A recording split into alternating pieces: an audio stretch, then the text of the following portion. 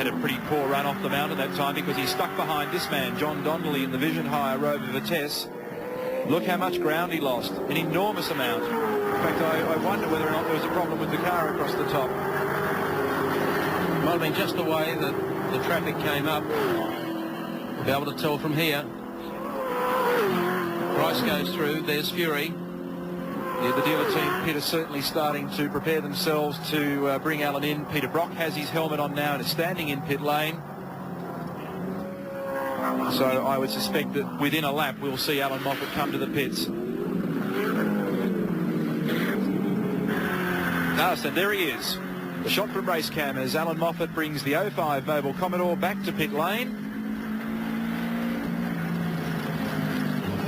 Peter Brock standing by with the crew. We'll get the stopwatches ready for this and see what sort of a stop they can do. So far they've been very efficient. Moffat out, Brock in. The shot from our second race cam in the side of the car. Good job by Alan Moffat for the middle stint. No real dramas for him. 15 seconds down. And they're doing a pad change. They didn't expect to do that, so obviously they've had more brake wear than they anticipated.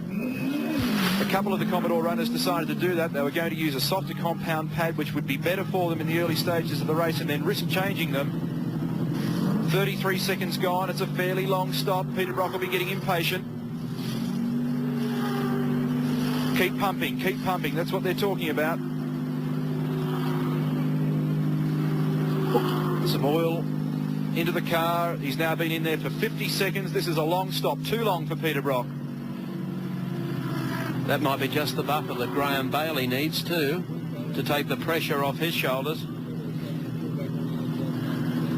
Well, Brock still looks pretty cool, calm and collected. And has turned the engine off. 1 minute and 10 seconds. Off with the cool air box. There would appear to be a problem now with this car. They're pulling the grill out of the front of the car by the look of it. Yeah, well, the stopwatch is academic now, isn't it? Yep. My guess is the oil cooler, by the way they're looking down there. They've sprung a leak down there somewhere. Moffat out of the car, Brock in, and taking it all pretty cool and calm, isn't it? Yes, he certainly is. I guess putting copious amounts of oil in this car. With his experience, there's no advantage in getting head up about it. He knows that the pit crew know their job, and he's prepared to let them do it. Now, what is going on at the front of this car here? Have they collected something and perhaps punctured an oil cooler, as Neville's suggesting? That's the wire mesh in front of the radiator to try and stop bugs and rocks and things piercing the ventilation core. Oh, this is a disaster for the dealer team. Remember, this car had a new front foot on it on Friday.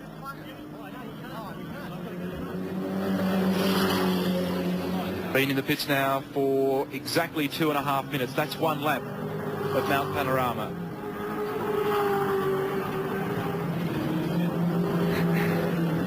Unplug me, says Brock.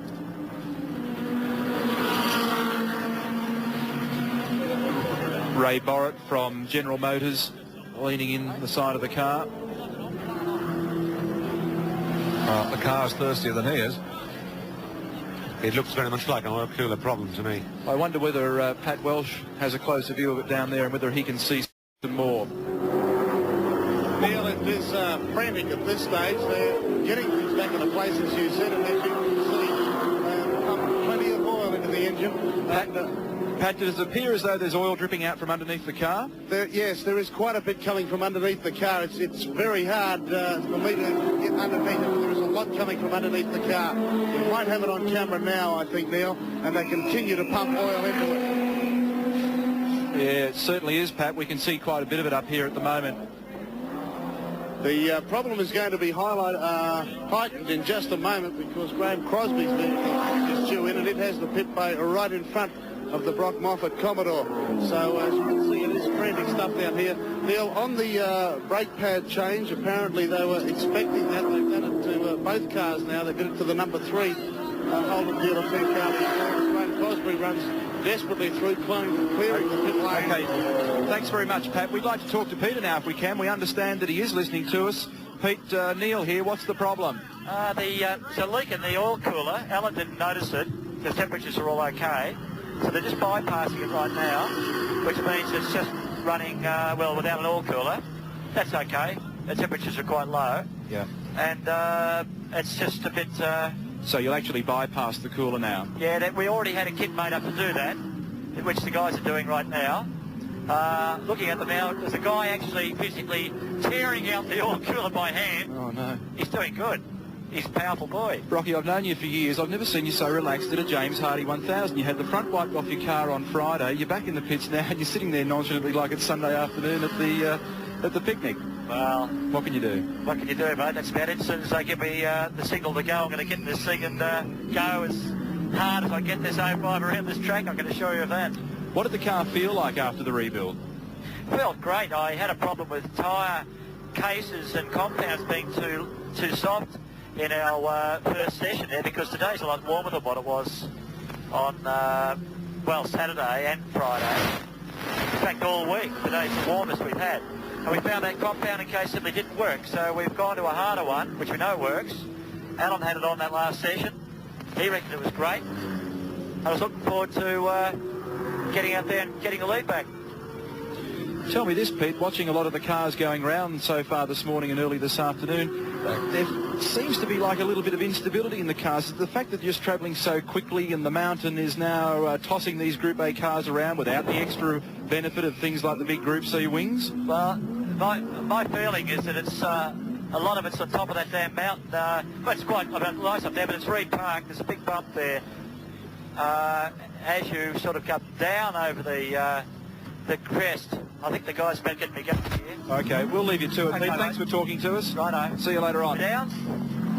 Peter Brock out of the pits, 6 minutes and 10 seconds stationary while they removed and bypassed the oil cooler, telling us that that's not going to cause him any great problems, but that's cost him just about 3 laps. And as Peter Brock comes out of the exit here back onto the track, if you keep a close eye out, you might find on the left-hand